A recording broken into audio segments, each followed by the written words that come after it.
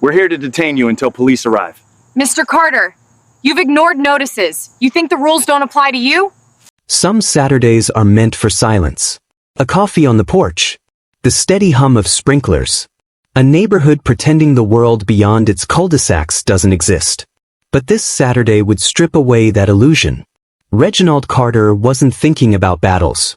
He wasn't thinking about rules or neighbors or who belonged where. He was thinking about trash. One bag, tied loose, slipping in his grip as he stepped toward the curb. Then he saw them. 3 shadows at the end of his driveway. Linda Whitfield, the HOA president who carried herself like a judge, and 2 men in cheap tactical vests stamped with community enforcement. Their faces were stiff, their boots secondhand, their authority paper-thin. Yet their postures said otherwise. We own this street. We own you. Reginald stopped. The bag dropped, a soda can breaking loose and rattling into the gutter. The taller man raised his chin, mirrored glasses reflecting the morning sun. You're in violation. We're here to detain you. The words weren't loud, but they carried. Curtains shifted. Phones tilted up. A teenager whispered, "I'm live," as the red dot glowed. Neighbors who barely spoke to one another leaned closer to their windows. What should have been a quiet HOA dispute was about to become a trial played out on driveways. Linda's voice cut sharp. You think the rules don't apply to you. But they do. These men will make sure of it. The bearded one clutched a folded paper like scripture. The tall one slid a hand to his belt, daring anyone to notice the absence of a badge. And then, with all the weight of false power, he pulled out handcuffs. The sound of metal clinking against itself hushed the block. Parents held their children tighter. Even the wind stilled. Those cuffs weren't symbols of justice. They were theater, intimidation, desperation. Neighborhood arrest, the man said, his voice trembling at the edges. You're coming with us. Reginald's eyes narrowed, his body still, his voice even. One more step and you'll regret it. Not because of me. Because of what's coming for you. The neighbors gasped. Linda flushed red. The imposters bristled, trapped between their pride and the unraveling truth. And the street, every witness, every phone, every whisper, became the jury. That moment would split the neighborhood in two. It would end with flashing lights, with Linda's empire collapsing in front of the very people she ruled through fear. And it would reveal the truth about Reginald Carter, the kind of truth no one in that cul-de-sac was prepared to face. But before the handcuffs fell to the ground, before reputations shattered and power was exposed for the fraud it was, we have to go back. To the morning it began. To the man who carried a trash bag to the curb and found himself standing in the crosshairs of arrogance and hate. And if you're here with me now, don't just watch. Hit that subscribe button, like this video, and stay with this story until the end. Because what you're about to hear isn't just drama on a quiet Texas street. It's a lesson about power, pride, and the cost of silence. The bag had just hit the concrete. The can had just rolled into the gutter. And Reginald Carter was about to step into the fight of his life. Sun broke over the roofs in a clean line and slid across Reginald Carter's kitchen floor like a ruler. He watched it crawl toward the baseboards while the coffee cooled in his hand. The street outside was already awake, sprinklers ticking at even intervals, a kid's chain creaking as he pedaled too hard, somebody dragging a bin to the curb with that hollow plastic groan that means nothing special is happening. That was precisely what he liked about Saturday, a promise of nothing special. He stood by the sink and let the quiet do its work. The refrigerator hummed. The AC exhaled once and went still. He could almost feel his heartbeat match the neighborhood's slow rhythm. It took years for him to teach his body to accept mornings like this, to stand without scanning doorways and corners, to drink coffee without cataloging exits. His life had other versions, older ones, sharper ones, that preferred hard edges. Here, he wore the softer one on purpose. On the mantel, a line of frames, soft focus family smiles, his mother's hands folded over his sister's, 2 nephews with skinned knees and gap-toothed grins, anchored the room. One photo was turned just a little, the glass catching sunlight at a different angle. In it he stood ramrod straight beside another man on the steps of a federal building, a badge just out of frame, an expression that didn't belong to Texas Saturdays. He never fully faced that picture in this house. Not because he was hiding, because the street didn't need that version of him to mow its lawns and wave at block parties. He rinsed his mug, tied the trash bag, too full, heavier than it should be, and palmed the doorknob. Heat met him on the porch like a hand on the chest. The air smelled like cut grass and hose water. Somewhere 2 houses down, a dog barked at a sparrow and felt victorious. He pulled the door shut with his heel and started down the driveway. The bag lip bit into his fingers. Midway, he paused, not for any reason he could name, just that small alertness that shows up when you've lived a life that pays for missing it. He let his eyes settle on details without moving his head. A curtain eased back in a second-story window. A mailbox door hung open longer than it needed to. A shadow on the sidewalk paused and pretended to check a phone. Maybe nothing. Maybe everything. He kept walking. The bag's not protested. A soda can pressed its rim against the plastic, trying to work its way out. He tightened his grip until the handle squeaked. Across the street, Mr. and Mrs. Henderson stood on their porch steps like bookends, him in a ball cap, her in those pale house slippers he'd seen 100 times. The Hendersons liked peace to the point of worship, the kind of folks who apologized for the mailman making noise. They nodded at him. He nodded back. 3 years ago he helped Mr. Henderson lift a ladder and never had to ask for a favor again. There are neighborhoods like that, built on the smallest saved moments. He had learned the local rules quickly. Don't leave cans out past Sunday night. No flags except the 2 approved. No holiday lights before December. Linda Whitfield's name was printed at the bottom of those emails in crisp serif font, followed by President, Willow Glen HO, as if it were a job that came with a uniform. It did in a way. She wore purpose like a sash. He never answered her notes. He just did what made sense, what didn't cost him anything, what kept the water level steady. He set the bag at the curb. The knot surrendered. A can slid free and clattered, pinwheeling toward the gutter with the dizzied wobble of something that used to be held in place. He reached to catch it, missed by half an inch, and left it to settle. That's when he saw them. 3 figures stood at the mouth of his driveway where sidewalk becomes property line. The sun hit them from behind, turning edges bright. Linda was in the middle, posture rigid enough to splinter. Hair pulled back, lips pressed thin, not anger yet, just an expression that said she'd rehearsed this walk. On either side of her, 2 men in black vests stitched with block letters, community enforcement. Tactical-ish, too many straps, too few reasons. One vest swallowed its owner at the shoulders, the other's Velcro flapped open at the hip. Their boots were scuffed raw at the toes, second-hand hard miles. He didn't move. He let the moment gather itself, the way you let a wave show you its height before you decide where to stand. Mr. Carter, Linda called, voice pitched for an audience. We need to talk. He straightened easy. Morning, he said, because it still was. About what? The taller man stepped in front of her by a half pace, like he'd been waiting for a cue only he heard. Shaved head glinting, mirrored shades flattening his eyes to blank. There was a beat too much stiffness in him, the kind you only learn by copying movies. Community enforcement, he said, flat as a line read. You're in violation. We're here to detain you until police arrive. Detain. The word landed between them and just sat there. Reginald let it be. Don't rush words like that. They reveal themselves faster if you don't help them. What is it you think I did? He asked, tone neutral as a thermostat. The shorter one fished out a folded printout like a magician with stage fright. Beard a little uneven, shoulders built but slumped at the edges, eyes flicking to Linda like he needed his lines fed. Property violations, he read. Non-compliance with orders. Unauthorized modifications to your driveway. Loud gatherings. Loud gatherings, Reginald repeated, not to mock him, just to hear the shape of the street's complaints out loud. He could name the night. A birthday grill, voices raising at halftime, laughter carrying farther than intended. He pictured their group on the patio, 3 friends and a cousin, the kind of small joy that takes up more space than it means to. He pictured a phone lighting up in Linda's hand.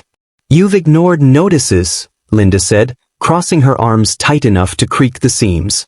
We cannot maintain standards if residents refuse to comply. He watched her face for the place where certainty frays. There it was, a tick at the corner of the mouth, a flash in the eyes when she said residence. She didn't like how the neighborhood felt when she couldn't measure it. There's no such thing as community enforcement, he said. And you know you're standing on my property. Don't try to lecture me, she snapped. Her laugh was small and hard. You think the rules don't apply because of who you are. People like... The words slammed on their own brakes. The silence after them had a shape. He let his gaze move to the tall man's hands. No radio. No cuff case. No duty belt, just a blank strip of nylon. Hands dry, a little shaky. This was a performance and he'd struck the loudest drum he could rent. Across the street, the Hendersons didn't go inside. 2 porches down, a young mother planted her feet and hit record, her baby balanced on her hip chewing the corner of a blanket. A boy in a basketball jersey lifted his phone above eye level so the live could see over the hedge. The street wasn't looking away anymore. He felt it on his skin. I'm asking you to step off the driveway, he said, voice even, volume unchanged. We can talk from the sidewalk. The tall one's jaw feathered, pride wincing at the suggestion that he move on command. He shifted a half step closer instead. Grit whispered under his boot. Reginald didn't back up. His fingers uncurled, palms open and visible at his sides. He marked space in quiet lines, angles, distance, what each move would cost. The shorter man's breathing picked up, chest rising too fast for the heat. Linda's chin lifted higher, making a thrown out of posture. This is simple, she said, but the edge in it betrayed the simplicity. You will come with these men and wait for officers, or we will escalate. Escalate how? He asked. Still calm. The word wasn't a dare. It was a mirror. The tall man reached into his vest and produced a pair of handcuffs. They were too clean, too shiny. They hadn't lived on a hip long enough to dull. He dangled them like proof. Metal clicked softly as links flexed, a sound just sharp enough to separate all the other noises from the air. The kid in the jersey said, "Yo," under his breath, because sometimes that's all you can say when something crosses a line you didn't know was there. You're under neighborhood arrest, the tall one said. There was a tremor in it now, the body reminding the voice that it knows the truth. Neighbors breathed in as a group. Someone whispered, "Is that even legal?" to nobody in particular. Mr. Henderson's cap tilted forward a degree, like he wanted less sky and more sense. Reginald looked from the cuffs to the man holding them. He didn't laugh, didn't snarl, didn't perform. He let something old wake up behind his eyes. Discipline, not anger, a clean line, not a hard fist. When he spoke, it was quiet enough that everyone leaned a fraction closer. "If you put those on me," he said, "you'll answer for it." The shorter man swallowed. He kept his paper in both hands now, like it was a shield. "Maybe we should," he began, voice thin. "We're done asking," Linda cut in, loud enough for every porch to hear. "This is a community. We have order. We are not being bullied by someone who thinks he can live by his own rules." Her gaze flicked to the onlookers. She needed them to nod. Some did, without meaning to. Fear loves a head start. Others stared straight at Reginald, faces set in that quiet way people wear when they want the ending to be fair, not exciting. He turned his head just enough to take them in. The mother, the boy filming, the Hendersons, a man he only knew as the owner of the blue pickup. He saw their worry and their hunger for relief, and he let it settle in him with the heat. A street is a living thing. Today it wanted proof that it could survive itself. He shifted his stance by inches, aligning joints, finding balance the way you do before you lift something heavy. His shoulders softened. His jaw unclenched. No show. Just readiness. The tall man stepped into his space, cuffs swinging like punctuation. "Hands behind your back," he said, trying to squeeze command into syllables. "Last warning," Reginald replied. Not a bark, not a plea. A boundary. For a heartbeat, time thinned. He could feel the decision perched on the man's wrist like weight. He could feel Linda's push behind it, a gust disguised as policy. He could feel the neighborhood leaning to see which way gravity would choose. The cuffs twitched. He let the softest breath leave his chest, permission for his body to move the way it knows. The soda can at the curb finished its slow roll and kissed the gutter. The tall man reached. And the quiet Saturday the street wanted so badly to keep slipped out from under it. The cuffs glinted in the tall man's fist as if the morning sun had chosen sides. Metal clinked against metal, a sound too small for justice but loud enough to spread down the block like a ripple. Children froze on their bikes. Dogs hushed mid-bark. Even the mower cut off as if its owner had leaned back in the seat to listen. "You're under neighborhood arrest," the tall man said again, and this time his voice carried the thin crack of pride trying to disguise fear. Reginald Carter didn't move. His weight balanced evenly across both feet, arms loose at his sides, eyes steady. Calmness looked like surrender to some people. To others it looked like warning. The shorter man shuffled uneasily, folding and refolding the piece of paper he had read from, his fingers smudging the ink. He whispered, "Eddie, maybe we shouldn't?" The taller one, Eddie, snapped without turning his head. "Shut up. Stay in formation." Linda Whitfield flared at the interruption. Her voice cut sharper than the cuffs. "Don't lose your nerve. He's been laughing at us for years. It ends now." Reginald tilted his chin, enough for the line of his jaw to catch sunlight. "It ends now," he echoed softly. The quiet conviction in it rolled heavier than her command. "Hands behind your back." Eddie barked, stepping closer, his mirrored shades reflecting Reginald's face back at him, calm, unshaken. Eddie wanted to see fear. He wanted to see a man crack. But what stared back at him wasn't fear. It was recognition. "I'll give you one chance," Reginald said. "Step off my property." The air tightened. Phones caught the moment in trembling frames. From a porch across the street, a woman whispered to her husband, "Did he just tell them?" before her voice broke off, strangled by disbelief. Linda's mouth twitched with contempt. "Don't you dare give orders here. You're not in charge. This is my neighborhood, and I'll decide who belongs." The words landed like a dropped stone in still water. Neighbors shifted uncomfortably.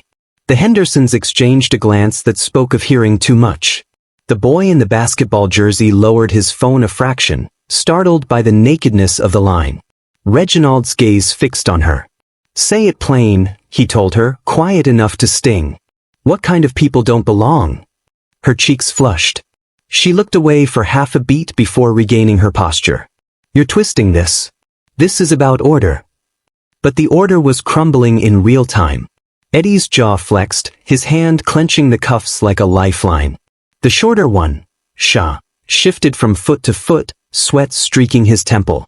His eyes darted from Reginald to Linda, then to the growing audience at the windows and porches. "This doesn't need to get ugly," Shah muttered. Maybe he comes with us, sits tight, we wait for the cops." Reginald's laugh was quiet, but it cut. "The cops," he said. "The actual police? Or more men in second-hand boots and vests that don't fit?" The crowd reacted, low chuckles, murmurs, a couple of gasps. A teenager on the far porch muttered, "He got them." Phones zoomed closer. The block wasn't silent anymore. It was alive, every window an eye, every lens a witness. Linda bristled, her voice rising to cover the cracks. "Don't listen to him. These men are authorized by the board. They act with my full authority." "That's the problem," Reginald answered. "Your authority ends at your property line." Eddie's patience snapped. He lunged forward, swinging the cuffs toward Reginald's wrist. The crowd gasped as if one body.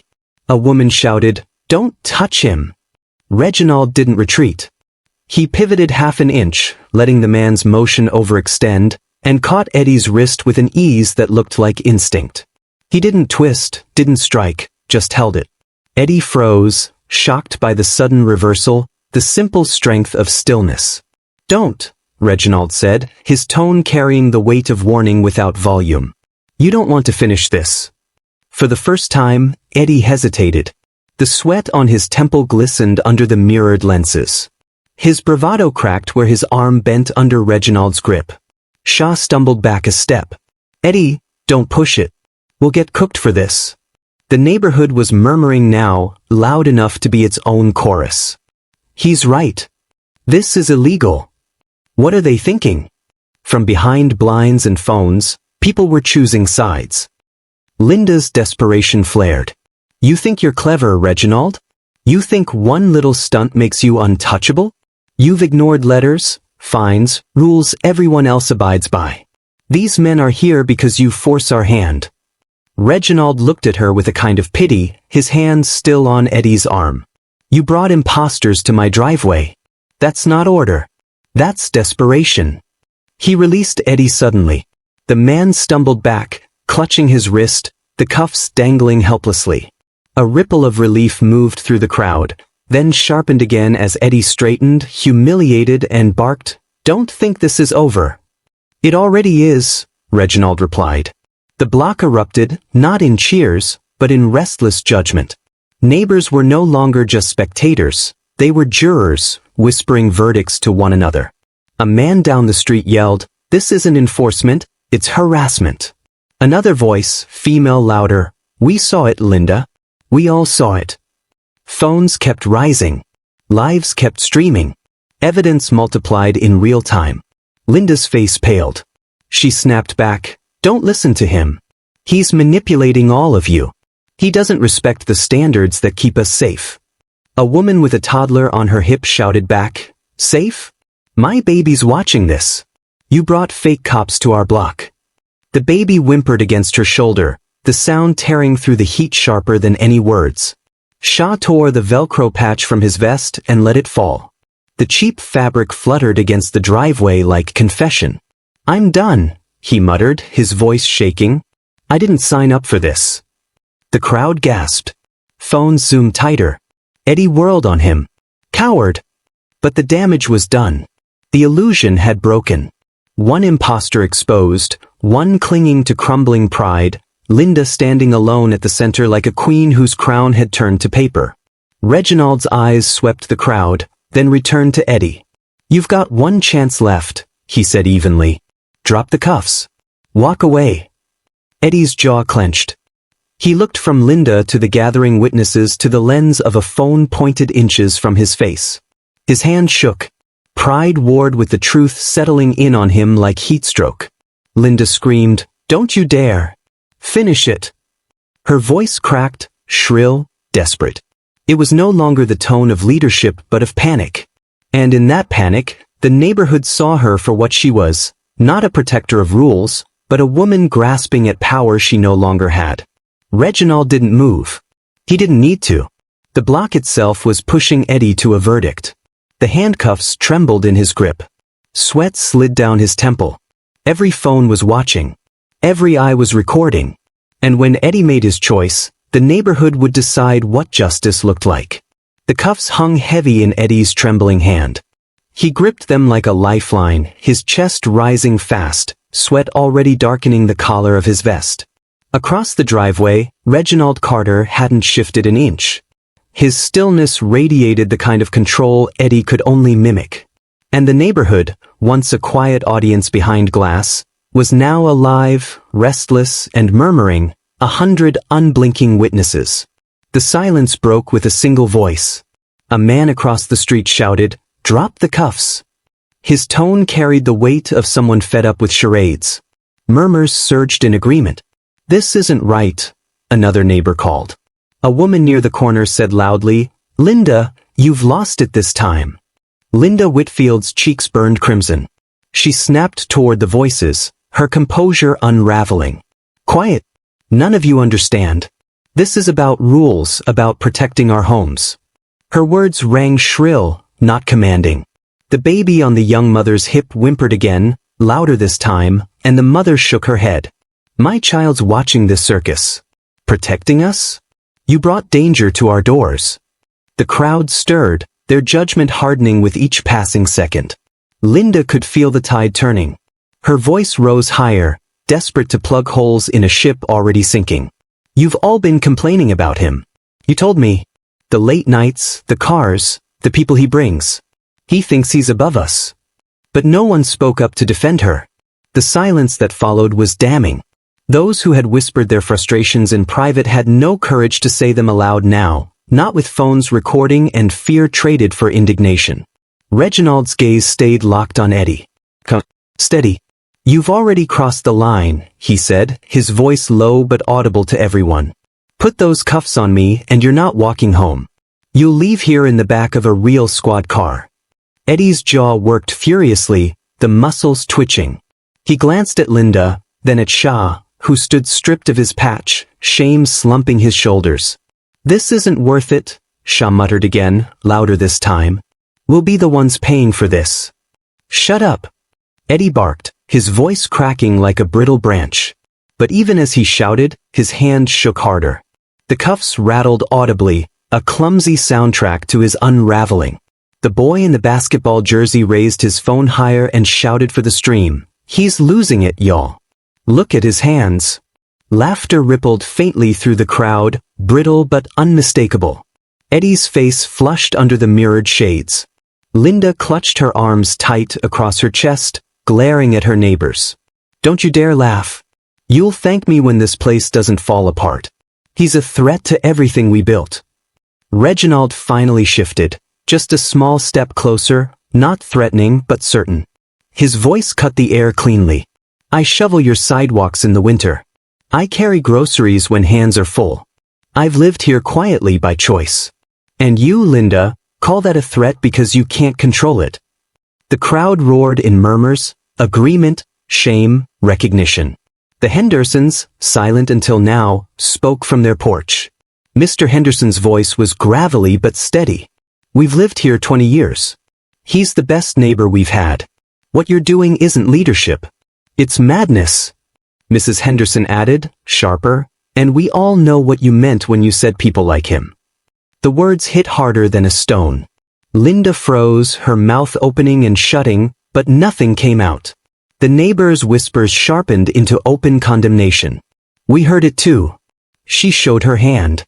This isn't about rules, it's about prejudice. Eddie's bravado wavered. The cuffs sagged lower as if dragged by gravity. He looked around wildly, searching for an ally, but every face was turned against him now. Even Shah had taken another step back, arms folded tight, refusing to move closer. Reginald's voice dropped, intimate yet strong enough for the block to hear. Listen to me, Eddie. Linda won't stand next to you when the real police roll up. She'll save herself. You'll be the one answering questions, sitting in a cell, wondering why you let pride wreck your life. The words pierced. Eddie's throat bobbed. Sweat dripped from his temple, streaking the pale skin where his shaved head met his neck. The metal cuffs rattled once more, weaker this time. Then Linda screamed, "Don't you dare quit. Finish it. Put him down and show everyone we're serious." Gasps erupted. A woman shouted, "Are you insane?" Another voice, louder, "She's lost her mind. This isn't law. It's harassment." Eddie's face twisted between rage and fear. He lunged forward suddenly, cuffs raised. The crowd shrieked. Phones tilted, capturing every frame. But Reginald was faster. He stepped aside with calm precision, caught Eddie's arm, and turned it effortlessly behind his back. The motion was fluid, controlled, almost graceful. In less than 3 seconds, Eddie was bent forward, his own cuffs locked on his wrists. The neighborhood erupted. Shouts of disbelief. Gasps of awe. A teenager yelled, "Did you see that?" He flipped him with nothing.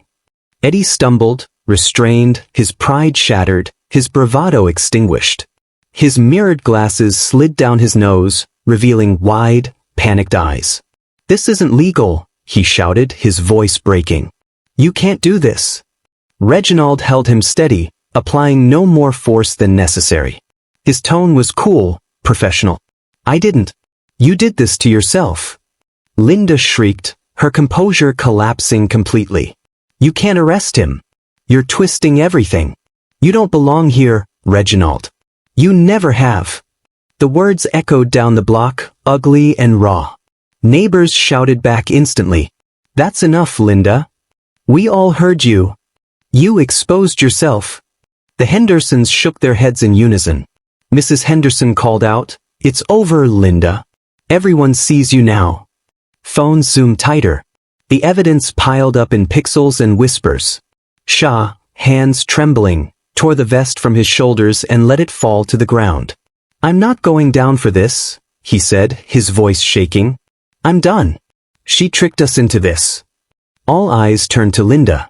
Her face blazed crimson, her lips quivering, her fists clenching at her sides. She spun on the crowd. You're all cowards. You want rules until it inconveniences you. You'll regret this when the neighborhood falls apart. But the crowd wasn't listening anymore. They had judged. The jury of porches and phones had already spoken. Reginald looked at her once, disappointment plain in his eyes. You don't understand leadership. You never did. Control isn't respect. Fear isn't order. Eddie slumped in his grip, muttering curses under his breath, but they carried no weight anymore. Shah stood off to the side, shaking his head, muttering, I should have walked away sooner. The block was transformed. What began as a private standoff had become a public reckoning. Curtains were wide open now, doors cracked, neighbors leaning out, united in judgment. For the first time in years, Linda Whitfield was alone. And then, in the distance, faint but undeniable, sirens cut through the air. Red and blue lights flickered against the far end of the street, growing brighter with every second.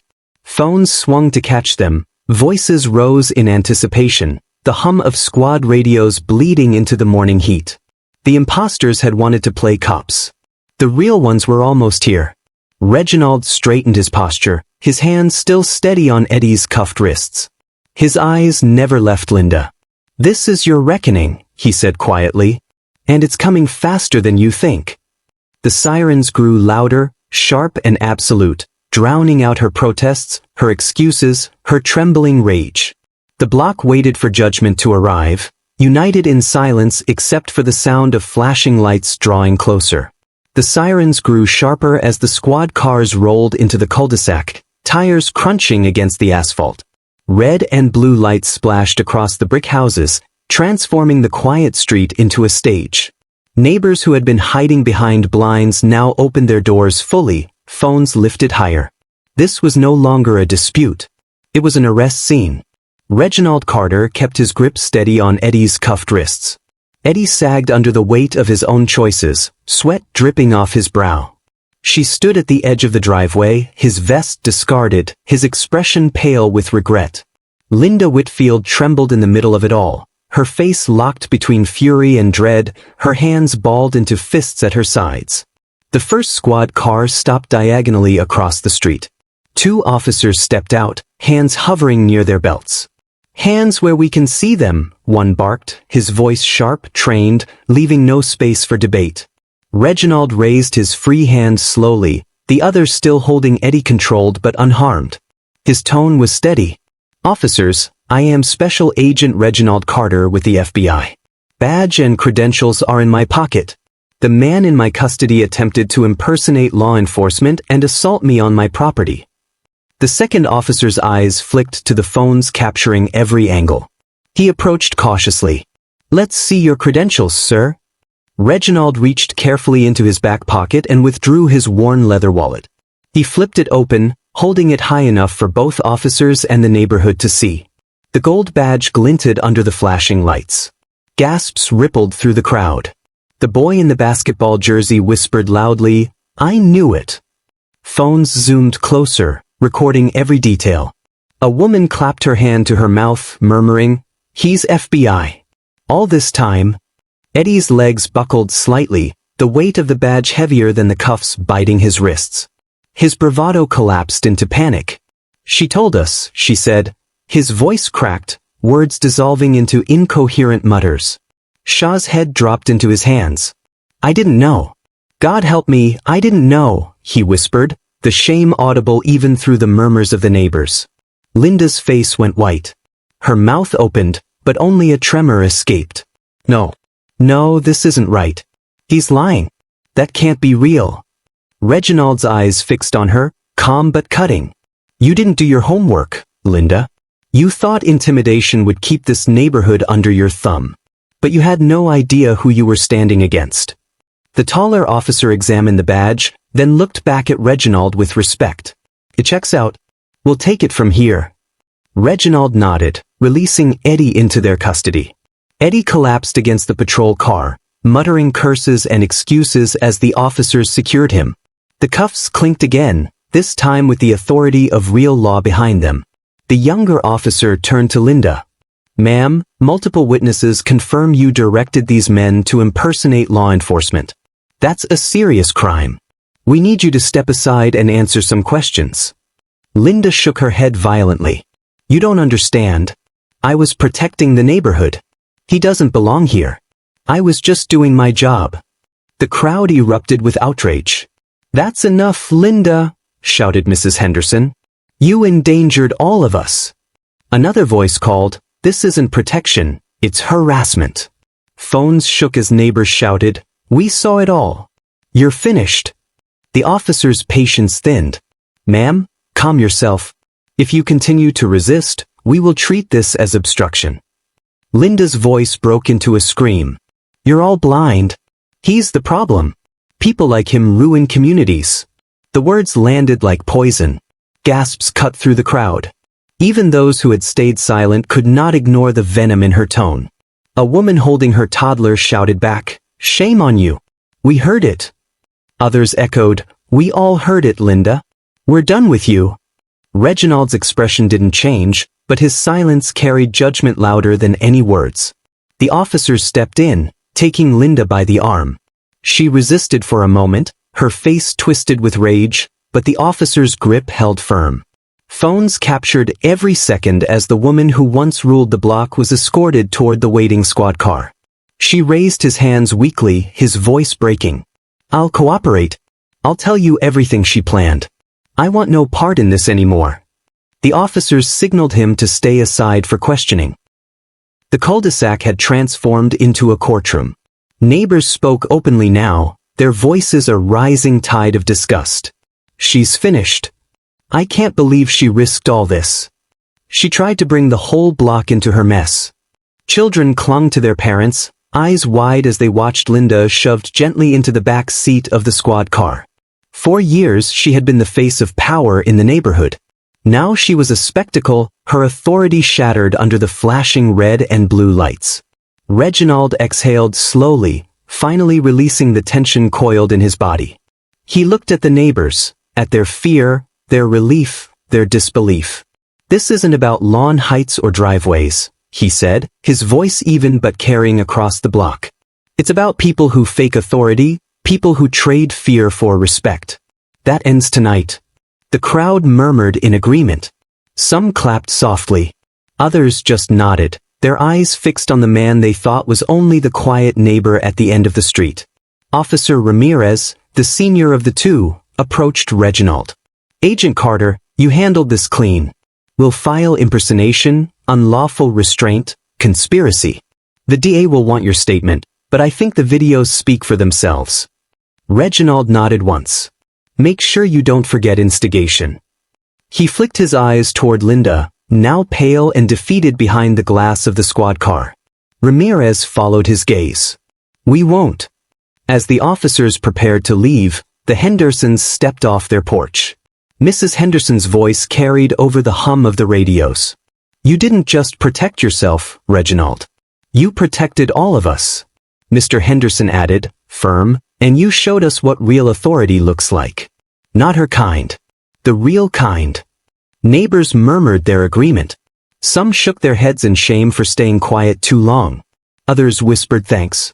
The boy in the basketball jersey shouted, 1 million views already. They're all seeing it. Reginald glanced at him, his voice steady but not boastful. "Let them see. Let them learn what happens when fear pretends to be power." The street fell into a hush again as the squad cars pulled away. Eddie cuffed and broken, Linda caged by her own arrogance, Shaw slumped against the curb awaiting his turn. The flashing lights painted the houses in alternating strokes of red and blue. A neighborhood once ruled by fear was now bound by truth. But the reckoning wasn't just for the imposters or Linda Whitfield. It was for every neighbor who had watched in silence until silence was no longer safe. And as the lights disappeared around the corner, Reginald Carter stood in his driveway, a quiet figure under the darkening sky, knowing the block would never look at him, or itself, the same way again. By Sunday morning, the cul-de-sac no longer looked like itself. The squad cars had gone, the flashing lights replaced by the steady gold of dawn, but the residue of what had happened clung to the air. Neighbors walked slower past one another. Conversations that once stayed behind hedges spilled into the open. The street had become a mirror, reflecting truths they could no longer ignore. Linda Whitfield's house sat silent. The blinds were pulled tight, her car absent from the driveway. An HOA email arrived before noon, written in stiff, careful language, announcing an emergency meeting to reassess leadership. Nobody needed a meeting to know Linda was finished. Her authority had collapsed in front of the very people she ruled, and her desperate screams still echoed in their minds. Eddie's mugshot appeared online before breakfast. The face that had strutted in mirrored glasses was now pale, drawn, and broken. His record revealed scraps of trouble, unpaid fines, disorderly conduct, petty theft.